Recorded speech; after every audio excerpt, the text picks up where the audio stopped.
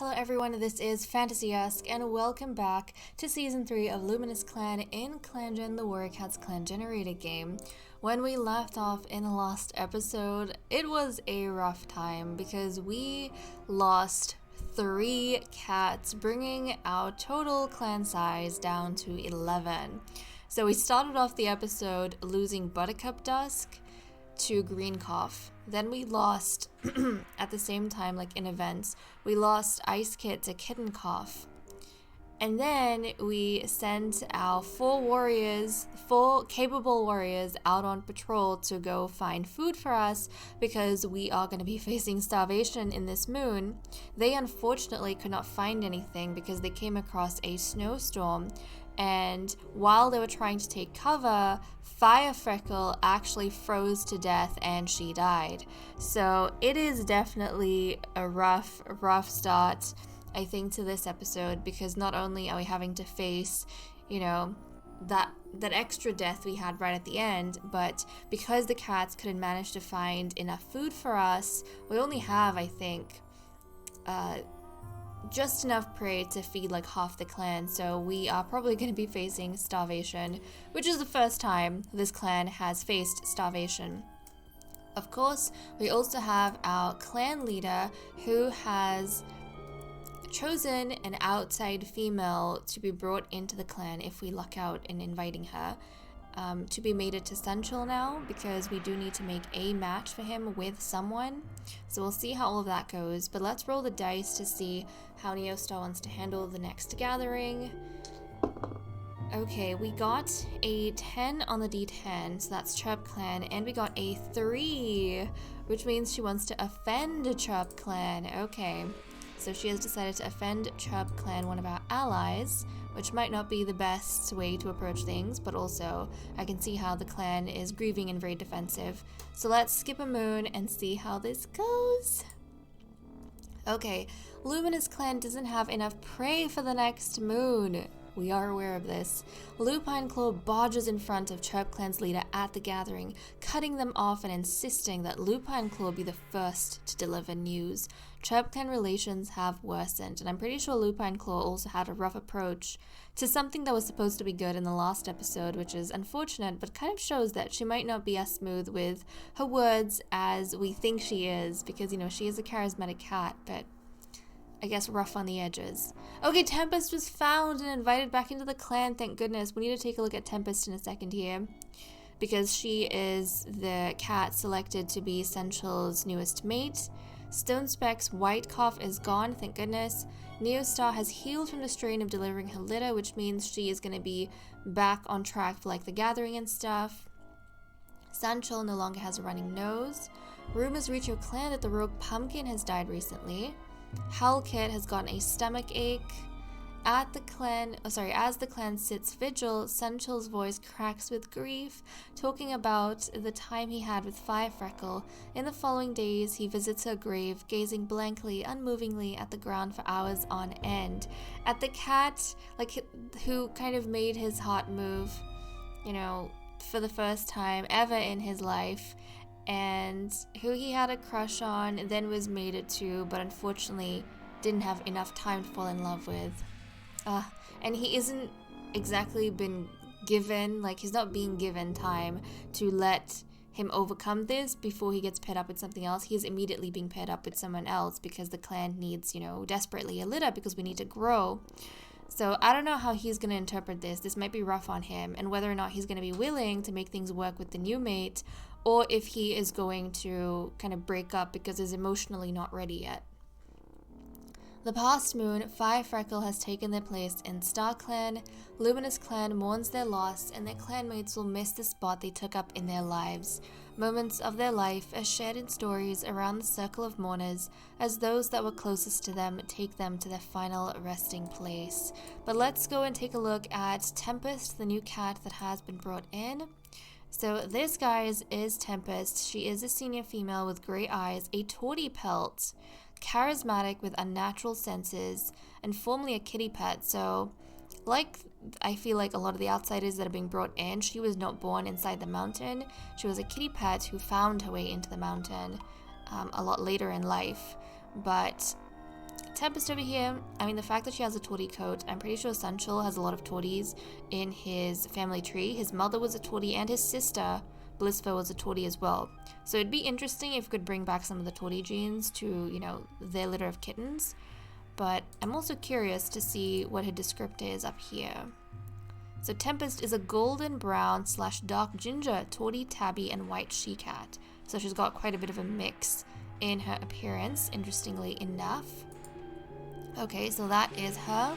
Let's go check out relationships to see what's happening and whether she's been able to kind of settle in. Plum Raven listens to Cloudfur's big plans for the day. Plum Raven realizes that she misunderstood something Lupine Claw said. Stonespeck and Magpie Heart are arguing about who should take the blame for something trivial. Stonespeck had a disagreement with Tornfern about something or other. Cloudfur shares a bit of shelter from the rain with Pepper. So these two mates are spending time together again, Cloudfur and Pepper. Cloudfur notices how Sunchill is being helpful around camp, probably because, you know, he's feeling like empty and unmotivated, but he's kind of just trying to get through his days. He's just trying to put one paw in front of the other and do stuff around camp, getting over. Not even getting over, I feel like just dragging him through life now that Firefreckle is not by his side. Lupine Claw knows that the advice Cloudfur gave her will be helpful. Lupine Claw and Daisy Quake get their first stuck together with some sap. Tempest says she hopes Magpie Heart has a nice day. Magpie Heart, Stonespeck, and Neostar take a sun bath and had a little small talk. Magpie Heart hides from Hellkit to avoid an awkward interaction. Oh, why is Magpie Heart hiding from his son? Neostar acknowledges Pepper with a twitch of her whiskers. Neostar thinks Stonespeck has interesting things to talk about. Pepper doesn't see why Magpie Heart is upset about something trivial. Pepper clears up a misunderstanding with Sunchill. Sunchill hesitantly asks to exchange Fresh Kill with Stonespeck. Stonespeck agrees since Sunchill's is her favorite kind anyways. Sunchill and Hellkit fill a puddle in the camp with sand together. Tempest is always happy to be around Hellkit. Tempest gets a bunch of cats up for morning stretches, but I love that Tempest is getting along well with Hellkit because it kind of shows me that maybe she likes the idea of having kittens around. Tempest notices some of Lupine Claw's fur on her fresh kill. Daisy Quake is stuttering while speaking to Stonespeck.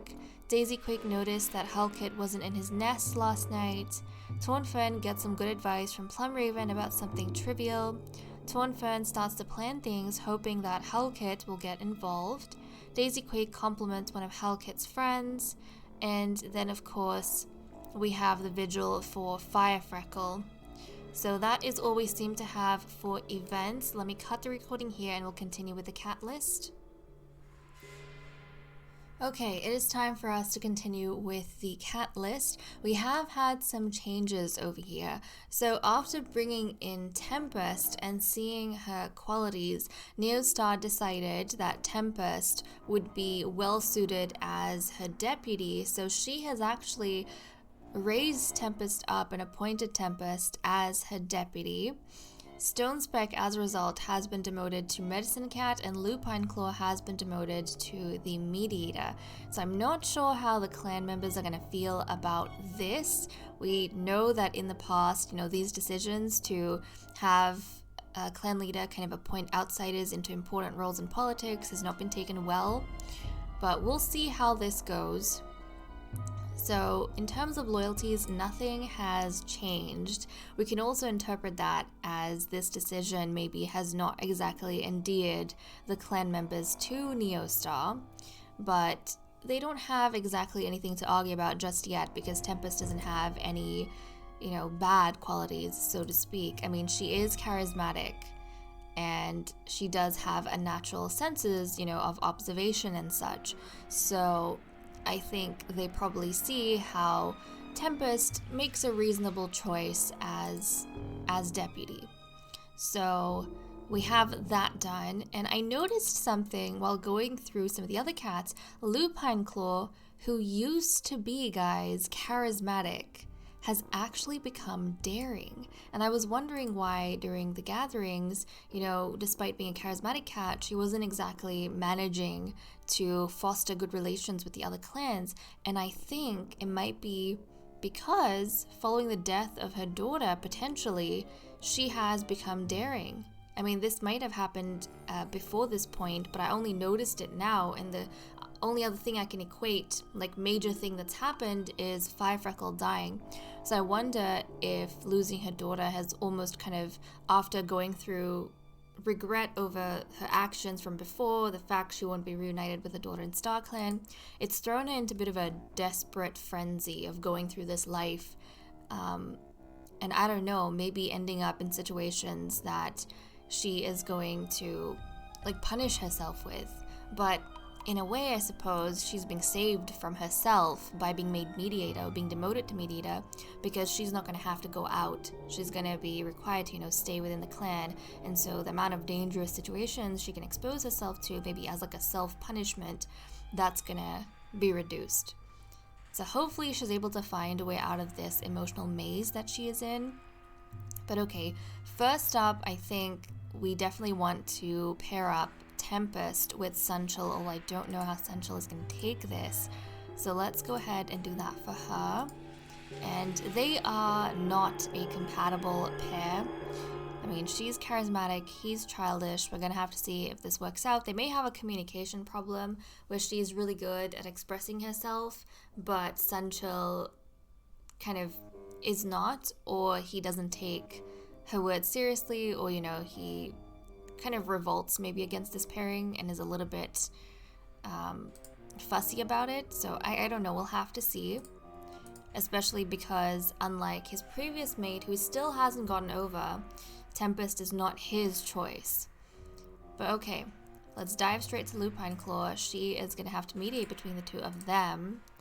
So let's see if these guys are going to cooperate. I mean, Sunchill is still grieving, so I don't know if he will. But okay. Trust, platonic-like, romance, and comfort has increased, jealousy has decreased. So they both have the same amount of feelings, and these two did not waste time in being too hesitant. So I think we can interpret this as Tempest is maybe very grateful for this opportunity, but also coming in, maybe she sees Sunchill, this younger male that was kind of picked for her, and she does find him very appealing. And I think Sunchill likewise is being comforted by Tempest. So he's not being resistant to this match because he's in a position where he needs some sort of emotional support, and Tempest is giving that to him and he's taking it. So okay, things are looking good between the two of them. Things are looking good, so that makes me really happy, because that was quite the leap they had, both of them. I think they just found each other at the right time where they need one another. Tempest wants to maybe be needed by Sunchill, and Sunchill needs her in turn. Okay, now let's see what everyone is doing for the day. Neostar heard someone say something that reminded her of her lost home. Aww, maybe Tempest. Yeah, maybe Tempest came in because she also has a kitty pet sort of background. And maybe Tempest said something about, her time in the outside world, her time outside the mountain, before becoming, like a warrior cat per se. And Neostar maybe got reminded of her younger days. Oh, okay. And also, I want to keep an eye on nutrition, because we know that we did not have enough food for the cats. So I want to see who's been affected, because we haven't gotten any starvation notices. Tempest hasn't lost any of her charm, despite her older age, which is very nice. And I think she's going to be settling into her role as deputy quite well. Stonespec is devising an effective teaching strategy for new skills. Okay, even as Medicine Cat, she is trying her best, maybe to help alert the clan members about what to look out for during patrols and how to, stay safe. Survival skills, per se. So she got affected by the lack of food. She's satiated, but she's not, stuffed like the other two cats we saw. She's got a 66 over here. Lupine Claw hides a scrap of Firefreckle's fur under her nest to cling to. Oh, of course, she's mourning her daughter, and she doesn't want to forget the way her daughter smelled and stuff. Her daughter's scent. She has not suffered, so she's stuffed with her nutrition. Magpie Heart is mediating a long-time friendship between two clanmates. Now, Magpie Heart was probably finishing up some duties before he stepped down from politics, since he's no longer needed there. And he can participate in the patrols and stuff again. But he got affected by the lack of prey, so he's satiated at 66. Sunchill is looking forward to finding more prey as the snow melts.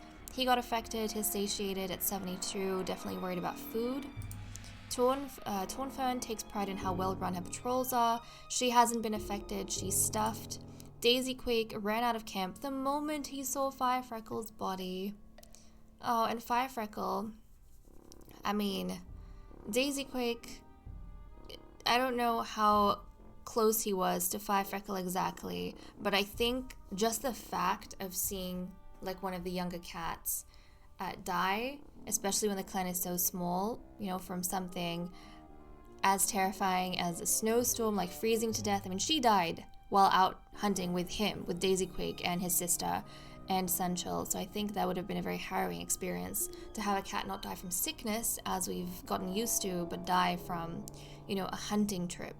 But he didn't get affected by the lack of prey, he's stuffed. Plum Raven cheers every cat up with a funny story. Oh, she's trying her best to kind of bring in a playful mood. And I never noticed that scar on her rump that she has. What did she get that from? Right, she was scarred in a fight against Shade Clan. Yeah, she has that scar, I don't know if you guys can tell, on her rump. Okay, but she did not get affected by food. She is stuffed. Peppa is grateful he has lived so long. Of course he is. And he's had, actually think about it, especially with his permanent injury, he's had a really good life in the clan. So yeah, that's been a good thing for him. He has not been affected by the hunger. He is stuffed. Cloudfire is recalling something no other cat remembers anymore.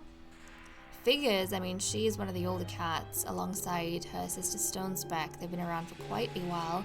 They probably remember a lot about clan life before, you know, these younger cats were around.